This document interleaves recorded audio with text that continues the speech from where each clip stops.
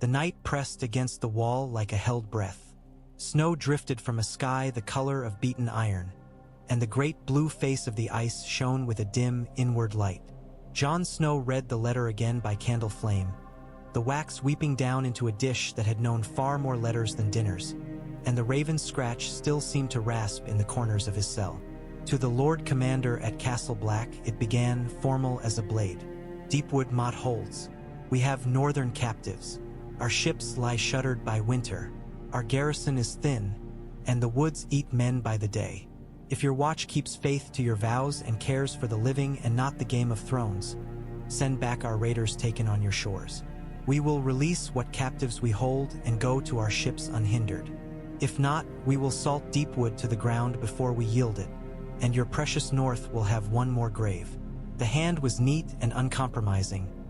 Asha Greyjoy of Pike, in possession of Deepwood Motte, and perhaps the only Ironborn who knew how to speak to a man bound by oaths.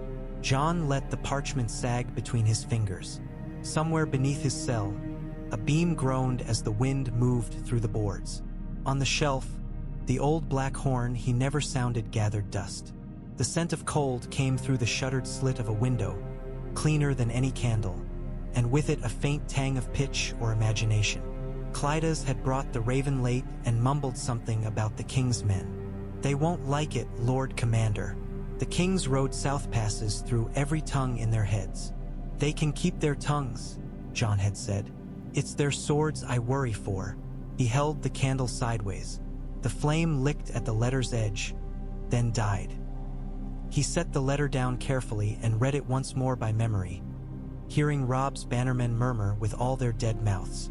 Deepwood Motte, the Glover seat, the Ironborn there too long by half like splinters under skin. Stannis would go west. He had said as much when last they had stood together in the yard and talked of Winterfell. It would be a bleeding thing to pry the kraken from the palisades in winter, a starving march through snow. The king would pay for it in men he could not spare. Jon rose, fixed the cloak about his shoulders, and went out. The night air bit his cheeks. The yard was quiet. A low fire under watch, one man stamping his feet, another seated with his hands buried in his armpits and his eyes fixed on the embers as if he could warm himself by staring. Above, the wall loomed, as it always had, as it always would. Jon crossed to the rookery. Clydas looked up from the wicker baskets, his whiskers silver with frost. Another, he said. The same, Jon said, and held the letter out. Make me 2 copies, one for the king, one for Alysanne Mormont if the ravens will find her among the campfires. Then bring me a fresh sheet and a good quill. Good as a sparrow in winter, Clydas said, but he shuffled to his task. Feathers rustled. Men muttered in the warmth of straw. When the paper came, Jon wrote quickly, his hand cold but steady. To her who holds Deepwood Motte, Lady Asha Greyjoy, the Night's Watch takes no side in the wars of the realm. Our charge is the defense of the realms of men. You write that your garrison is thin. You write of winter. You have seen only the snow. I have seen what walks within it. The true war comes on a wind your fleet cannot outrun, and I will not spend men on quarrels that keep us from the wall. I have men taken in black from raiders along the stony shore. They live because I do not waste lives. I will give them back to you upon oath sworn and fulfilled. Northern captives returned unharmed. No Ironborn to set foot upon the lands of the Watch or the lands of the North from the Last River to the Fever River for 1 year and 1 day. Your garrison to depart with arms enough to see them to their ships and no more. Deepwood Motte returned to its people unburned. I will not argue about thrones, but I will bargain for lives. I will send a sworn brother as my word. Parley beneath Deepwood's gate on the 7th day from this letter. You know as well as I do that ravens are poor messengers in snow. We must trust to them. Jon Snow, Lord Commander of the Night's Watch. He sanded the lines, sealed the letter with black wax, pressed the ring. He wrote the second for King Stannis, not a request but a warning as frank as ice. Your Grace, Asha Greyjoy offers to leave Deepwood Motte if freed Ironborn are returned to her and safe conduct given. The Glovers will have their house back unburned. Lives will be saved. I do not command your Grace's march, nor would I, but I will send a brother to stand a peace. If you mean to take Deepwood by blood, know that the watch will not hinder you, but we will not lend you men for it either. I beg you to remember, your war for Winterfell is not the only war. Jon Snow, he sent the messages into the cold on oily black wings. Then he went to find Bowen Marsh. The Lord Steward was in the kitchens, where the smell of onions went to die and be born again. You mean to meddle, Marsh said, cheeks high with color, eyes small and wet. He stirred the pot as if he could unmake the stew with his spoon. I mean to save lives, Jon said. Meddle if you like, but words are cheaper than steel. The watch must be the watch. We do not parley with krakens in lords' halls. We parley under their walls, Jon said. If the kraken means to return to the sea, I will not throw nets upon it. I need those nets for what will come from the north. Bowen Marsh blew out his breath. It made a curl of steam that smelled of onions. The king will not thank you. The king may judge me, Jon said, but the dead will not thank either of us. He sent for Dolorous Ed. Tollet came with snow in his beard and a stoop that was more humor than age.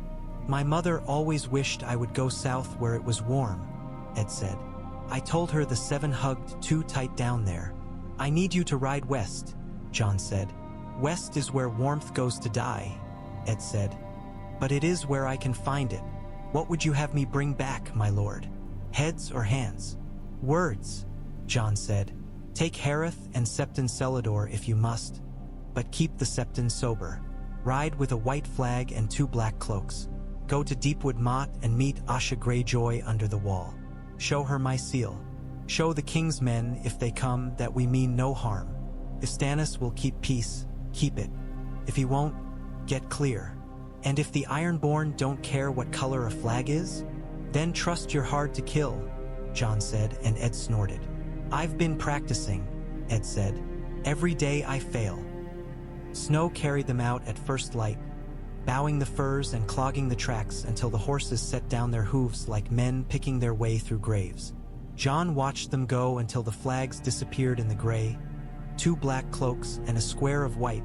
He had cut himself from an old undershirt. The wall hummed behind him, the old cold song. He shook himself and went on with the work of the day. He did not sleep well after that. In his dreams the world hazed to white, and he walked a forest that clicked faintly with frost, and far away the sea moaned like a dying thing. When he woke, it was to Bowen Marsh's mutters, to Othel Yarwick's reports on rotting timbers, to the patience of the giant 1-1 in the yard, eating hay like a king testing a new taster for poison. The ravens came back before the men did. Stannis' seal like spilled wine on black wax. Asha's response in a cramped hand. To Lord Snow at the top of the world, your words are a net. They are better made than most. I will come down with my wrists in them if the barbs catch both ways. Send my men on the stony shore to me, those you hold who were not fools enough to try your wall, and I will give back every northerner taken at Deepwood alive and whole. I will burn no hall. I will sink no ship along the north shore for a year and a day. If your king thinks a kraken pays with gold, tell him the sea has no mint. I pay with oath and with leaving. If he wants more, he must come fetch me with his sword. He may find I have some left of my own. Asha, who keeps Deepwood warmer than the last wolves did. The king's letter was flint. Lord Commander, I do not traffic in bargains with thieves, but I traffic even less in hunger. If the Ironborn will leave Deepwood whole, we will let them go and count our blessing in men. Justin Massey will attend the parley. Have your brother show him your seal or your face, whichever is closest. I mean to move south the day after at latest. Winter comes. Stannis. On the 6th day, Ed returned. His horse was gray with rime and his beard held splinters of pine. He looked as if he had grown directly out of the woods. A king's knight and a kraken's lady, Ed told him, gnawing on bread that cracked like ice. You'd think they would set each other on fire with their eyes, but the snow was too busy in between for that. She looks as if she laughs with her mouth closed, and he looks as if he's forgotten how. They want for warmth between them. We stood under Deepwood's gate past noon. Someone spoke for her to begin with, and then she spoke herself. The king's man paced in the snow until his boots squeaked and told us where we could stand and how long we could breathe. They mean to meet with you on the 7th day as asked. I left after telling them you were too clever to come yourself. Too bound, John said. Same thing, Ed said. It was not the same. Every step away from the wall felt like blasphemy to his bones. He sent Ed back west with food and a pack horse and a second white flag, and letters sworn on Night's Watch black.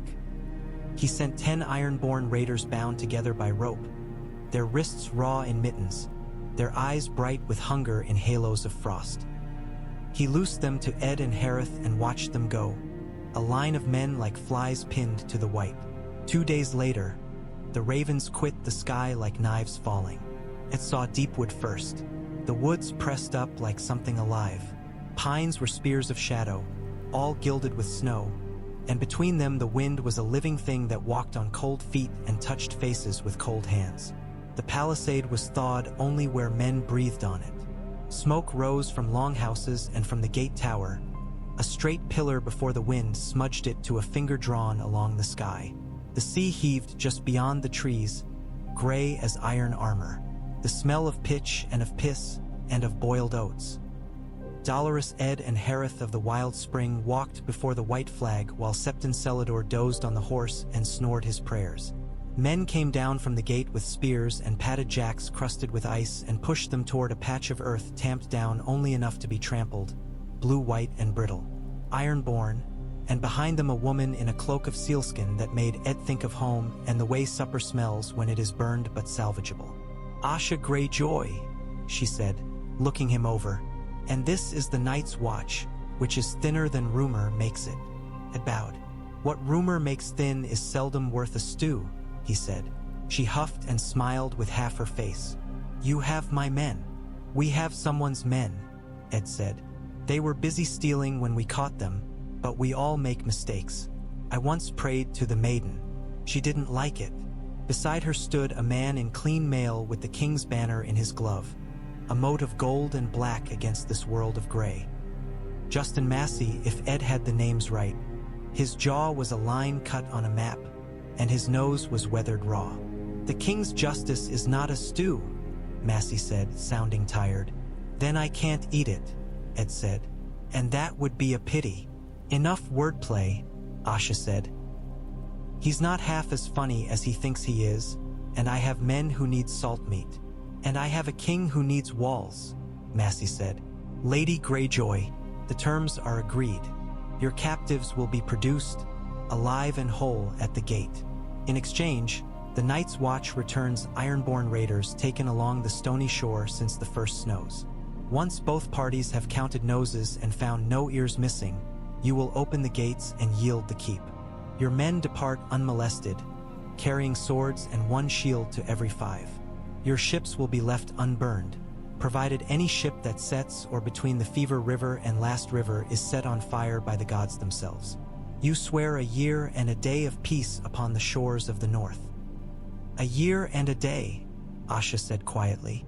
And after the day, will you bring your pretty knights up from their tents to teach me what a kraken ought to be? After the day, Massey said, you may drown in as much salt as the sea gives you. For now, we keep to the bargain. She studied him, then Ed, and the white flag flapping like a gull between them. We keep bargains on the Iron Islands, she said, or we are drowned. You may choose which of your gods to use for yours. Ed looked up at the gate. Men moved along the parapet, their breath smoking through the slats. I'll take neither, Ed said. Both seem to have poor manners where I come from. They brought the captives out in a line like a string of beads on a funeral cloak. There were 27 in all.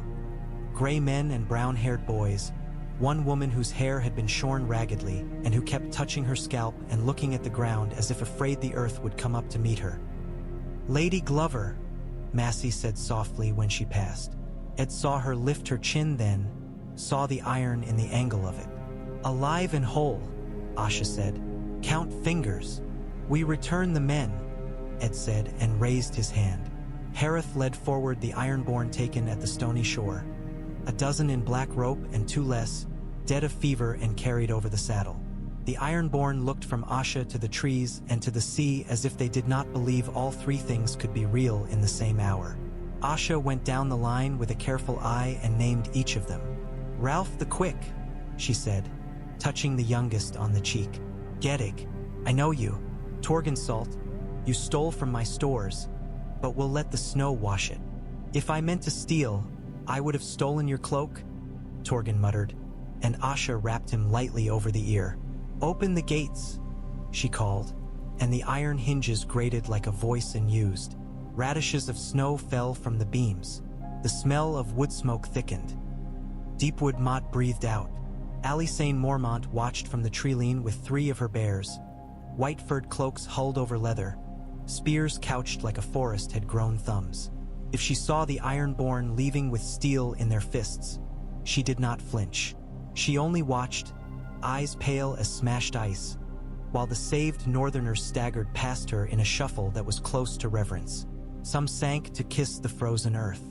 A boy began to cry, a thin sound like a flint flake. She put a hand on his head and looked no one in the eye. Lady Alysanne, Ed said later, when the gates had swallowed the cold and the Ironborn moved like a dark river toward the trees. You could have filled the palisade with arrows and ended all this. And lost 3 of our own for every arrow loosed, she said. The king wants men left for Winterfell, so I leave them. I am not blind. I would rather have done it with my hands. She twitched her mouth. Your Lord Commander has a southern name and a northern face. He has only one face, Ed said, which is more than most of us. You may tell him, Alysanne said, ignoring that if ever he needs Mormont's steel upon his wall for the true fight, he will have it, so long as he does not ask me to pick up a kraken gentle. I am done with gentle. Ed bowed his head. I'll tell him you said you're done with gentle, he said. He'll understand more words than I do. By midday the exchange was done. The Ironborn were given bread that steamed in gloved hands and a keg of ale a man could hold between his knees like a child, and they laughed about it, and went down the road like men who could not decide whether to sing. Asha came last. She had taken off the sealskin cloak and stood in a leather jerkin worn at the seams, her hair like wet raven feathers. She looked at Justin Massey, then at the keep, then at Dolorous Ed. Tell Lord Snow, she said, that when the sea freezes, it is like a wall. I have touched both now. There's no climbing either, not when they're at their full height. Ed nodded. I'll tell him that the sea is like a wall. I'll tell him you like them both very much. She smiled with that same half-face. I like keeping my men alive, she said. It's a rare luxury where I come from. Then she turned to go. Lady, Massey called. She looked back. He held out a bundle, a child's carving of a bear with a broken ear. This was in the Lord's Hall, he said. I found it under the bench. I thought, he faltered. Asha took it, turned it in her glove, and then lifted it. We never had such toys on Pike, she said, and cracked the thing in half with a twist and gave one piece to him. You keep your half and I'll keep mine. Then if we meet again, in whatever way, we may put it back together. Massey stared at the half-bear in his hand, as if it might rearrange itself into a sword. And if we don't meet, he said, then it will sit in a pocket, Asha said, and burn there, the way old thoughts do. They went. Ed watched them until the woods took them, and the sea took them after that. Watched the white wake of their passage through the trees. Watched the dark wake of their passage along the beach. Snow kept falling, as if it had business yet unfinished with the world. When the last Ironborn had gone to the boats, the last Northerner had gone to the keep, and the last barrel of salted fish had been claimed by hands he chose not to name, Ed turned his horse and went back into the woods like a man walking into a page being written. At Castle Black, John read Ed's report with the care of a mason testing a foundation. He felt each sentence under his fingers as if language were stone, and if there were cracks in the mortar, he meant to find them. It's done, Ed said aloud when John looked up. We have one less fight in the wrong place. We have our heads. We have all our fingers. I can count to 10 and so can the lady of the house. I'm not sure about the king's knight, but he can count to standing very well. John exhaled. He had not known he had been holding his breath at all. "Good," he said. "Good. Bowen Marsh wants to know if we will be returning our food as well," Ed said. "He thinks generosity is a stew one can thicken without adding meat." "He is unhappy with you, my lord." "Bowen is unhappy with Snow," John said. "And there is nothing I can do about Snow." Lady Alysain said if you ever ask, she'll bring bears to the wall for the true fight, Ed added. She also said she was done with gentle. "So am I," John said, and thought of a boy he had been, and a father he had loved, and a hall that had burned in winter where songs had once sounded like hearthfire. "So am I." Stannis' letter followed not long after, as if written on the wind. "Lord Commander, the keep is whole. The Glovers have taken it with tears in their eyes and blades in their hands. I do not know if your bargain will prove wise when the year and day are done. I know it is wise now. I do not make a habit of thanks. Take that as my thanks. I leave for the Wolfswood. Winterfell will not warm itself. You will hear from me again. The true war, you repeat yourself, but I have seen the cold as well. Keep to your wall. I keep to my road. Stannis." John folded the letter and slid it into the coffer with the other paper lives that had decided the living. He stood with his hands on the lid a moment, his breath steadying. The candle guttered once and then steadied too. "Return letter?" Clydas asked. "No," John said. "The king knows the shape of what I would say. He has eyes in his head." "That is a great comfort," Clydas said, shivering a little. "If only the dead would close theirs." The settlement of Deepwood went out into the north like a rumor that warmed hands a little when repeated over coals.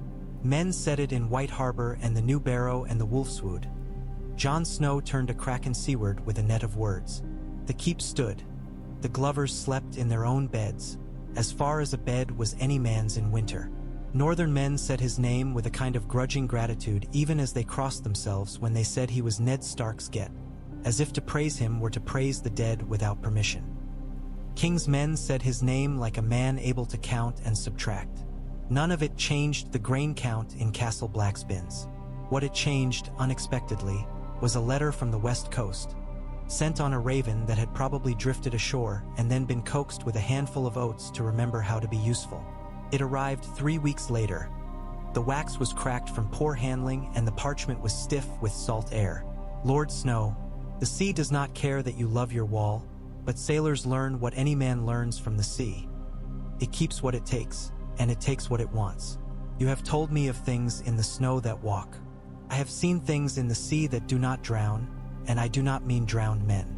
My ships are salted and brined and tarred, but even tar will not keep out fear forever. You did me a courtesy with ink. I will repay you with timber applied to the right end. You say you need boats for this place you name Hardhome. You say there are free folk dying and worse than dying on a coast east of your wall with no harbor and too many mouths. You ask me to bring longships where no longship young enough to be proud would go in summer, let alone winter, and you promise me only two things: that some of the mouths saved will be mouths that do not curse me, and that the sea will take more than I am willing to give. It is either the most honest bargain anyone has ever offered me, or the stupidest.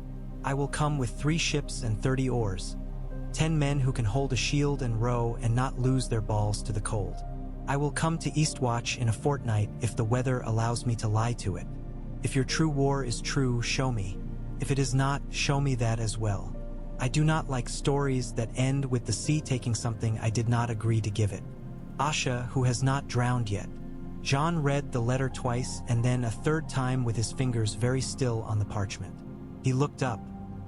Half the room was in shadow. Half was in light. "Hardhome," he said softly, as if the name were a line of ice and might crack. "Clydas." "Aye. Send a raven to Cotter Pike at Eastwatch. Tell him to prepare a berth for 3 longships and be polite about it with all the politeness in the world. Then send for Vel." Took longer than a fortnight. It took a month and 3 days and the patience of men who had little left of that. The sea had to be coaxed. The ice had to be bribed. The ships that came to Eastwatch were not the bright, proud things in banners. They were black-backed and scarred like whales that had been harpooned and had survived and were still angry about it. Asha Greyjoy stepped off the first with salt stiff in her hair and her eyes narrowed against the glare.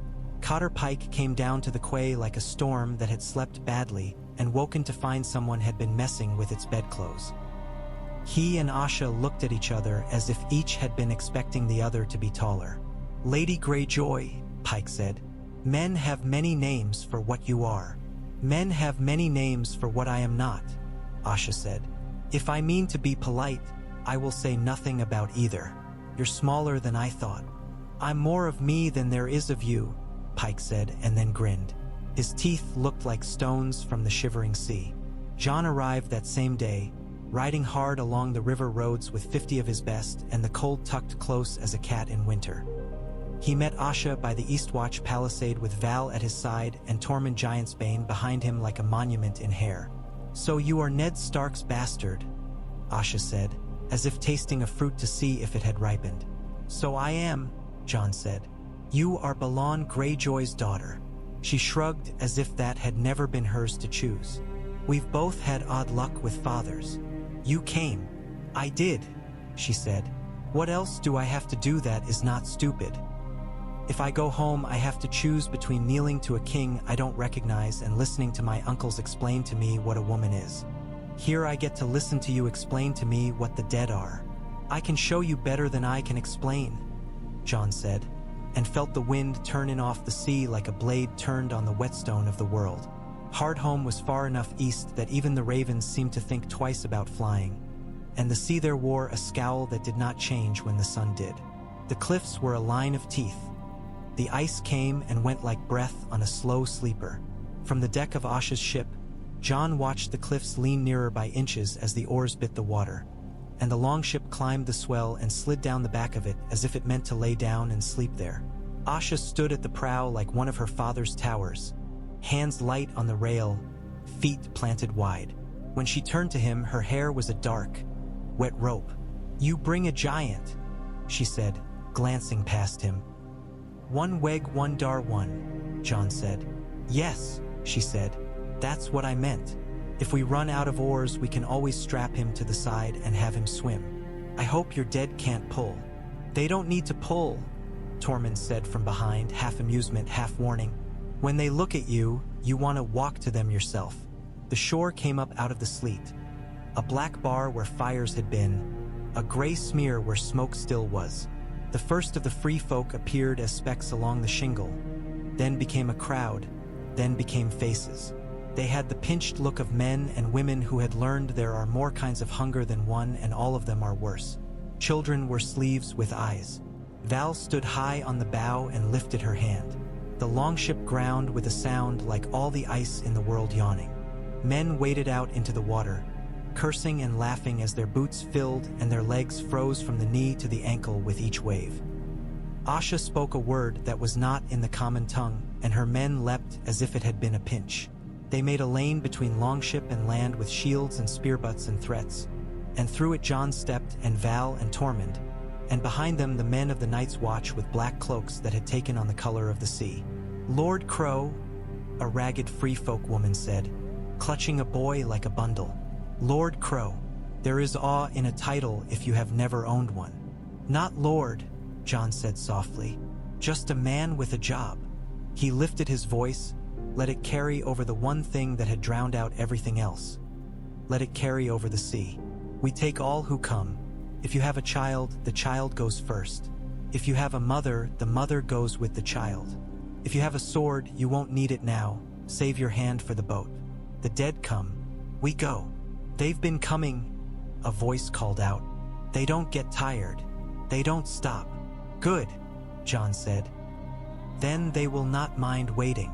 The boats went in and out, and the longships rose and fell, and the sea and the dead made their bargains in the cold. It might have been almost manageable, if there were a word for that which would lie in the middle of this kind of fear. It might have been, until the fog rolled in off the water like a sheet being drawn and voices began to carry oddly along it. Asha lifted her head. "I know that sound," she said. "It's oarlocks." Jon listened. He heard what she heard, and then he heard it stop. Not oars, then bones. He drew Longclaw, and the blade looked as if it had been made of the air itself here. "They're not coming from the land this time," Tormund said, squinting into the fog. "They're coming from the sea." The first white appeared at the limit of sight where gray turned to white. It walked with the measured unevenness of a man on a heaving deck. When it came closer, they saw the seaweed clinging to its hair, and the crab still scuttling in its ribcage. It had a fishhook through its cheek. It might have been a man who had been a fisherman. Now it was only a hook. "Your drowned god has poor taste," Asha said under her breath, then shouted in a voice that snapped like sailcloth, "Shield wall. Rowers, back on those benches. If we're going to be boarded, we'll choose where." The dead came up from the water as if the sea were tired of them. They dragged their feet in the shingle. They pushed through the shallows. They made no sound but the sound of water running from their clothes and hair and holes. Eyes as blue as the farthest bit of ice. They were the sea's answer to Jon's letter, and they were a poor negotiator. The first line of them broke against the shields like a wave and stuck there, and then the second line broke, and the third. Jon moved as one moves in snow, cautiously and with a purpose that makes the blood in you do its best work. He cut where a joint met a bone. He cut where a spine met a skull. He cut and cut. He heard Val's spear and Tormund's great laugh and Asha's short, ugly curses, the language of a woman teaching men they were fools for having thought otherwise.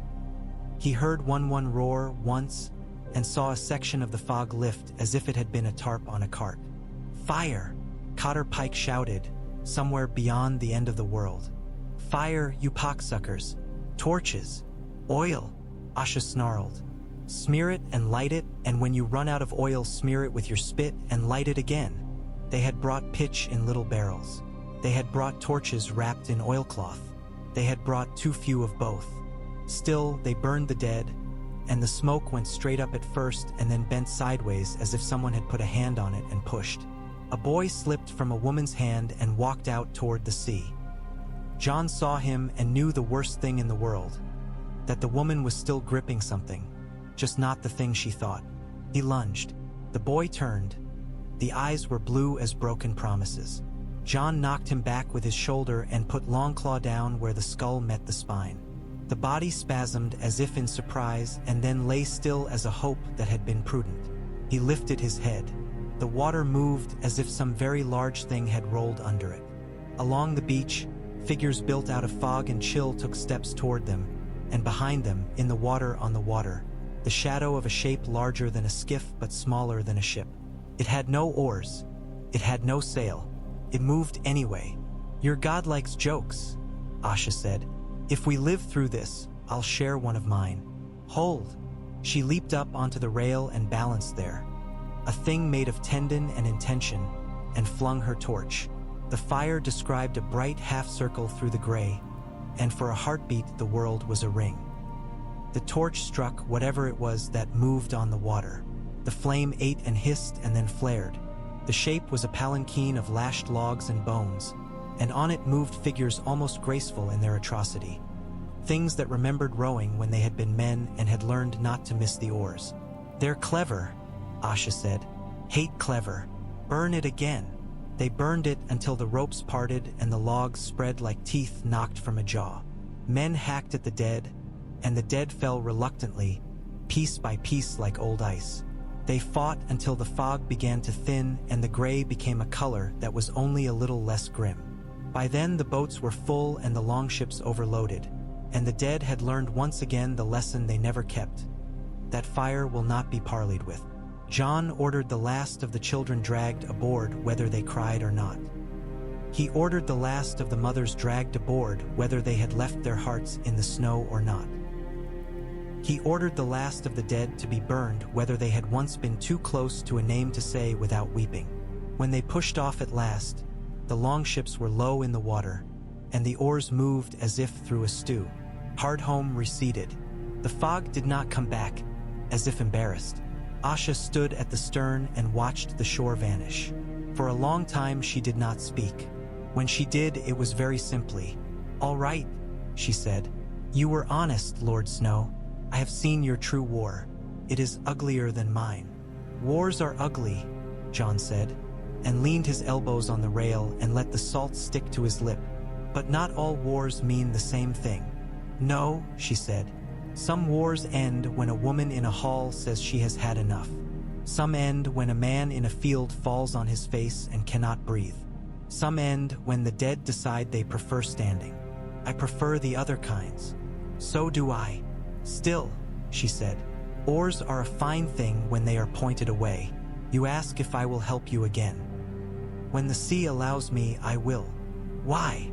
John asked, not out of rudeness, but because he had learned that the answer to that question mattered more than banners did. She turned her head and looked at him with eyes that were a better color in salt wind than they had been in smoke. Because my men like living, she said. Because I like living. Because you did me a courtesy at Deepwood and now I have done you one. Because if the sea takes pike after I am gone, I would like to have put my back to something that was not useless before that.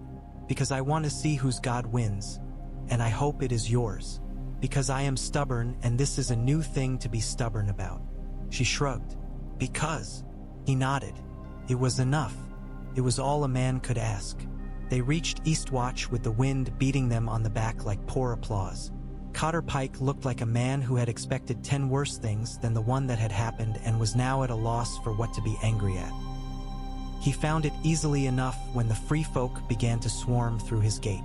Curse you, Jon Snow, he said, and grasped Jon's forearm, grinning in spite of himself.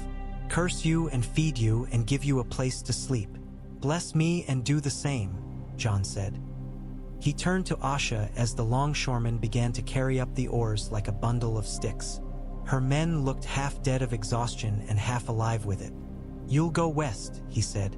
I'll go west, she agreed. There are men in my halls I trust with nothing but ships, and those are the men I mean to trust with ships. I'll bring what we can and put them to use where they fit. I know a coast as well as any woman alive. I know coves that will hide a boat like a woman hides a thought she means to keep. I'll be your sea. My sea has a temper, Jon said. I do too, she said. They shared a small smile that was not for anyone else. When she left, a piece of the cold went with her. Jon stood on the Eastwatch headland and watched the longships grow small and then vanish. The wind lifted his cloak and set it snapping. Beyond the horizon, men were cutting down trees and talking about thrones. Beyond that, a warmer sea moved in its cradle and did not care. Here, the world had narrowed nicely. Food, fire, children who no longer cried, men who laid their heads down and slept a sleep that did not have blue shadows in it. The true war was not won. A parley had simply been held with a particular hill of death, and they had carried off some of the living from it. Word came 2 weeks later like hoarfrost on a blade. Stannis had taken men in the Wolfswood and lost others and fought Snow and was now stuck in it. The Boltons had not yet fallen. There were cut-out letters arranged to make a grin. There was another thing too. A pink letter with a seal that looked like a bruise. Jon read it and felt something in himself still that should have remained moving. He gathered men in the yard and told them what he meant to do. He tried to keep the anger from his voice, as his father had taught him. He tried to keep the fear from the angle of his shoulders. He told them where he would go and why. He told them about a girl being beaten in a hall wearing Arya's name and about a boy called Reek.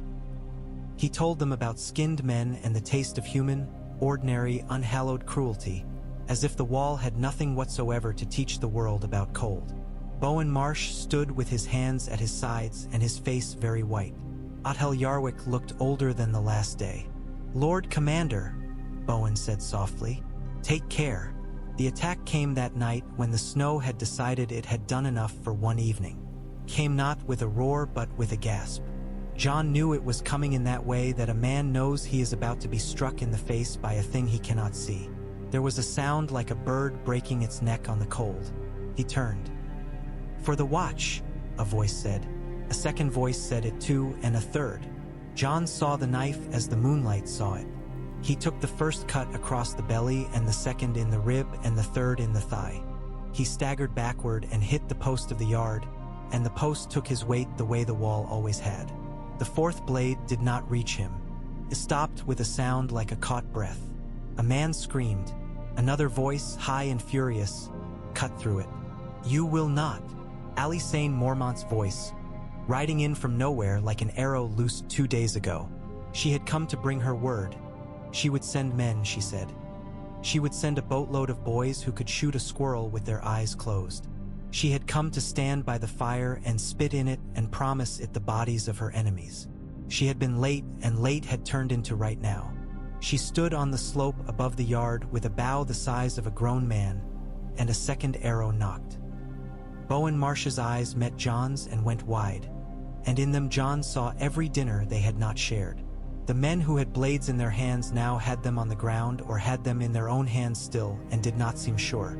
Enough, John said. He said it with blood in his mouth, and the taste made the word stronger. No more. We have done with this. Put up your knives. They put up their knives. One man did not. That one man stepped forward with his mouth twisted into the kind of shape a man's mouth finds when it has been making a decision in private for a long time. John reached for Longclaw and found it not there. A hand closed on his arm. Tormund's or Ed's. The knife came. The world stopped. It did not strike him. It hung there, trembling, and then an enormous hand closed around the wrist that held it and lifted the man straight off the ground. Small men, one said, and shook his head as if at flies. He squeezed. The knife fell. The man screamed. Alyssane's second arrow took the knife out of the air, as if it had been meant for a pheasant on a late afternoon, and pinned it to a post. The yard breathed again.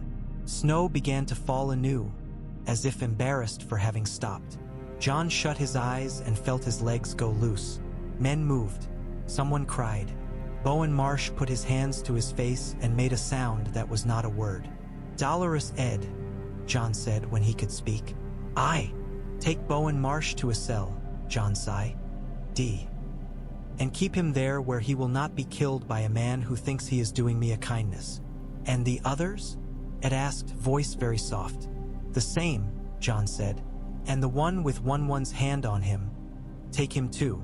If we are to be beheaded, I would like us to be beheaded when the sun is up and not before. Ed obeyed. Alyssane stalked down like a bear on the scent and stood looking at John as if he had embarrassed her by bleeding. You are a fool, she said. You are a brave fool, and you are a fool. Do not do that again. Which part? John asked. Yes, she said, and put out a hand that was warmer than he had expected. He let her pull him upright. The world tilted and then set itself right. He slept that night without dreams. When he woke, he was sore and alive, and through the slit in his shutter, he saw a sky as clear as wind on a new blade. He sat up and knew 2 things. First, that he was no longer allowed to be any kind of fool in the yard. Second, that he had made of the night's watch something it had not meant to be. A tinder set against the true fire. Men who feared fire would blow it out and call themselves wise. Men who feared cold would feed it and call themselves brave. He could not stop men from naming themselves. He could, perhaps, give them better reasons. A messenger came that afternoon with a strip of sailcloth tied about his arm, the way a river might tie itself to a rock. He had a much scarred face and 1 ear, and he wore a kraken pin at his throat as if it were an apology. He gave John a letter, and John read it while the messenger drank. Snow friend, the letter began in a different hand than before, firmer, with a leftward lean. I have put ships into coves where no man has a name for the rocks, and I have pulled men out of water that did not want them back. We have lost 2 and kept 4 and added 1 that belonged to men who could not be convinced of the use of breath and had to be taught it again. The dead in the sea are like the dead on land, except they smell worse. I prefer them on land. We have taken 3 boatloads of children and 1 of old women from fine icy death they did not deserve. One of them told me a joke that made me laugh. This was an unlooked-for thing. I have put some of my men on a beach with axes and told them to cut wood as if it were an enemy, and they have done so, and so we have built small fires where there were none. The men who live in your Eastwatch scowl when they see me, and then they stop, and I respect them for this. Send me a sign when you would have me not come. Until then, I will come until the sea refuses me entirely, or until I drown. If you drown first, you may laugh at me. Asha. John folded the letter and found his hand shaking just a little. Not with fear. with something very like relief, and something else that had to do with men and women standing against a thing that did not know how to stand and calling it skittish while it was being monstrous. "Clydas," he said, and when the old man came he dictated a reply. "Lady Asha, come until the sea stops you. If I drown first, I will not laugh. I will be too busy." John. The watch and the sea went on together. Stannis sent word from a camp half-buried that he had hung 2 men and promoted 3 and burned none. The Mormonts sent word that the Deepwood had been renamed in a dozen small ways, and all of them were cheerful. The Glovers sent a bear pelt with claws attached, and a letter that said only, "For what you did." Men found themselves with names that came with grudges. They wore them like coats and did not shiver so much when they walked out into the cold. It would all have been a kind of new season, crisp and honest underfoot, if not for the old cold that had never left. There were more blue eyes in the night. There were wolves that did not howl and men who did. There were small caches of food found where men had not put them, and tracks that did not show where they ended because the snow had taken a fancy to wiping behind someone too carefully. John set watches and double watches, and the giant was in the yard more often than not and would sometimes stand with his ear against the wall as if listening to a story only he could hear. Asha came to Castle Black with the spring that was not a spring but a slightly less murderous winter. She came on foot the last mile, her men grinning to watch their lady curse mud as if it had insulted her personally. John met her at the gate in a wind that was ugly but not profoundly so. "You have a very tall wall," she said, craning her neck. "I always prefer to be under them. Up there is where men fall from." "And yet you prefer ships," John said, "which are only walls turned on their sides." "Ships float," she said. "Walls don't." "They do," he said, and was smiling before he knew it. She laughed. "Fine. Paint boats on your wall and call it my god's folly. Where do I put men who like to fight on stairs? I've brought you 15 who know how to use a spear without eating it." "Dolorous Ed will show you," John said, and when she met Ed she shook his hand as if checking it for a hidden knife and then declared it sufficiently sad to be a prayer. She spent a day at Castle Black, long enough to sit in his solar and describe a cove she called Whale's Eye where you could hide 3 ships and a husband and he would not find any of them. Long enough to eat stew that tasted of onions and a new thing, gratitude.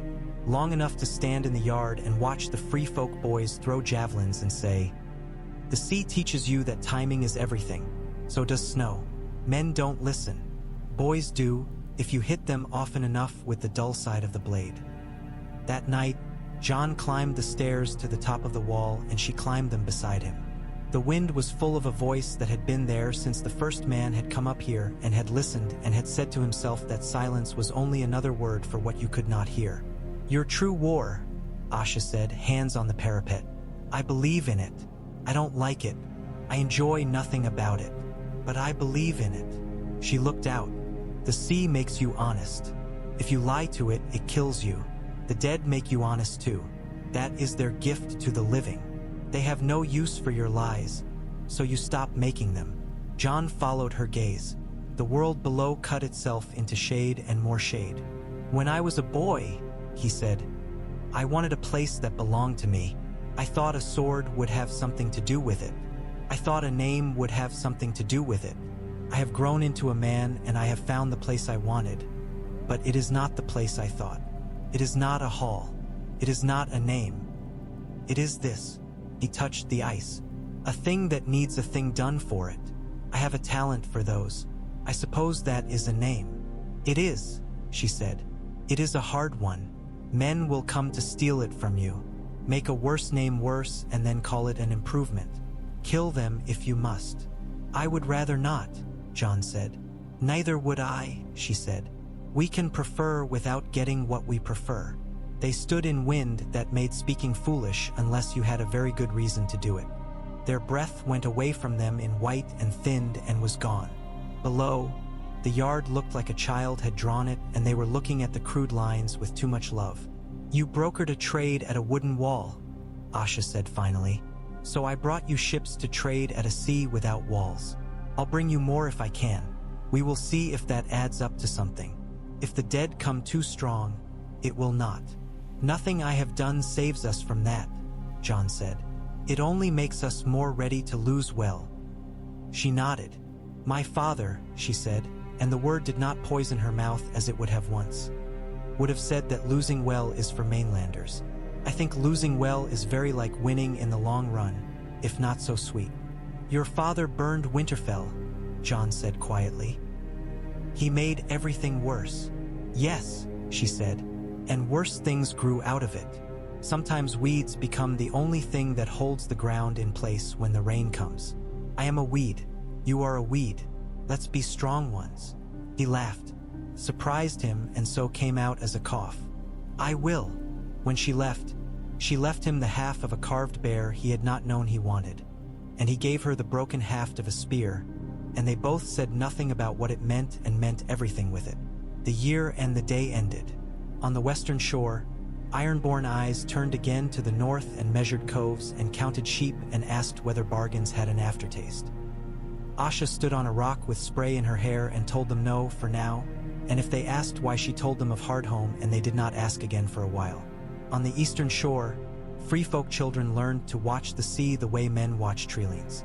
On the wall, men slept who had not slept in a winter. Their dreams were not good, but they were theirs. Stannis fought his war with the snow and with the north and swore and marched and swore more. Letters came like flakes. Some melted on contact. One did not. In it, the king wrote with a hand that had not been warmed enough. Winterfell will be mine, or I will leave my bones in the drift. Jon put that letter with the others. He looked at the stack as if it were a cairn. He placed his hand on it. He closed his eyes. Clydas came in quietly and lit a candle rather than asking permission. The flame made the wax weep. The snow went sideways in the slit of the shutter. Lord Commander, he said softly. There's a woman from Bear Island at the gate with a girl of 9 and a boy of 7, and they're asking for bread and a place by the fire. And there's a boat at Eastwatch with a torn sail and men who will not yet stop shaking. Give them bread, Jon said. Give them fire. He rose. The room was cold and would remain so. He took up his cloak. It was heavy and would remain so. He stepped into the hall and made his way down to the yard and stood in it for a long time while nothing in particular happened and everything important continued to happen. In the distance, the sea made its old hard sound. Beyond it the world lay, and in it people moved and bled and bargained and lived. The true war did not ring drums. It asked instead for dull motions repeated without glory and without end. He could do that. He could do that better than most. At dusk, a raven clattered in and settled with the indecency of something used to entering rooms unasked. It bore 2 messages. The first was from Eastwatch, Terse. A storm swallows the horizon. We have dragged the boats inland.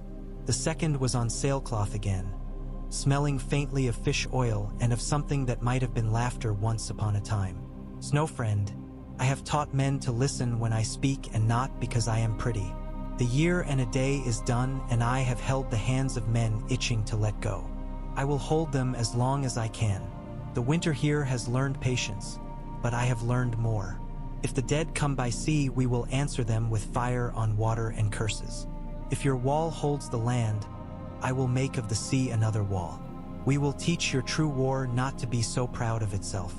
I'll be in the whale's eye with 3 ships when the storm stops acting like a king. If you have need, you send a fire into the sky and I will see it. If you have no need, I will come now and then to make sure you still do not drown in your own duty. Asha. Jon took the letter and went up to the top of the wall with it and burned a scrap of it and watched the flame and thought about the line of men moving through Deepwood Motte with their hands full of nothing and their pockets full of lives, and about the long line of boats moving through fog, and about the very long line of days ahead that looked like work that would never end. The fire pinched out between his fingers. He looked over the edge into white. 1-1, he said without turning his head. The giant made a sound in his chest that might have been a question. You hear anything I don't? 1-1 put his ear to the ice. He frowned. Then he shook his head, and the movement took its own time in arriving at his hair. Good, Jon said. Then it is a quiet night.